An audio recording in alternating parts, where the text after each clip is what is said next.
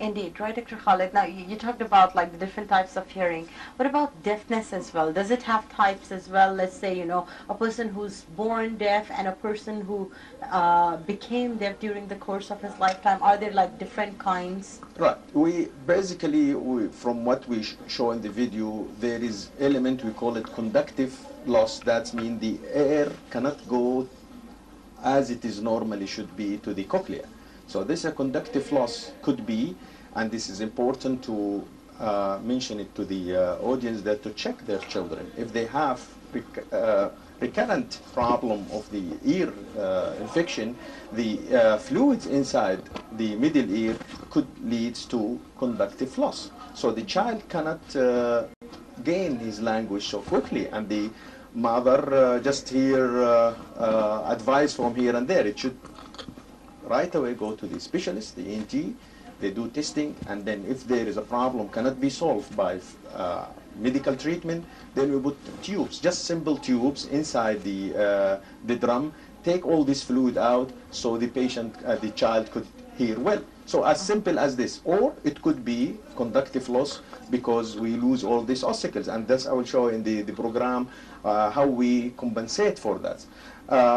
The next is the losing the nerve fibers could connect the sound, but they can't get it from the damaged hair cell. Could be meningitis. This is another issue. Everybody should have vaccination for meningitis.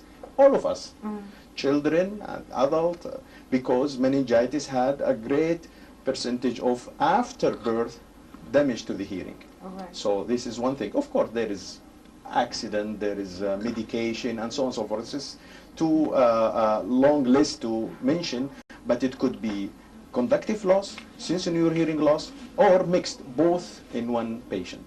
The mixed, which is conductive and sensorineural. I will show you maybe next slide.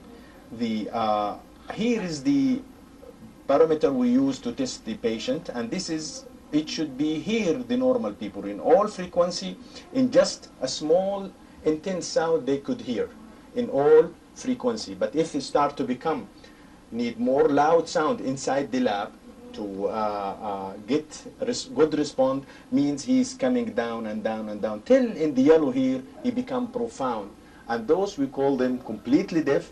They can't really use the powerful hearing aid. Those will do for them cochlear implant. But if they are in this region, then you could use a hearing aid. And that's what we suggest to everybody, had to use a hearing aid. But there is a problem with the hearing aid, not like when you put glasses, this is easy to, 1 day or 2 days and you're done. But the hearing aid, because so complicated, that need a lot of trial with the audiologist in the lab to help the patient to accept a piece of a foreign body in the ear, either in the canal or behind the ear pinna.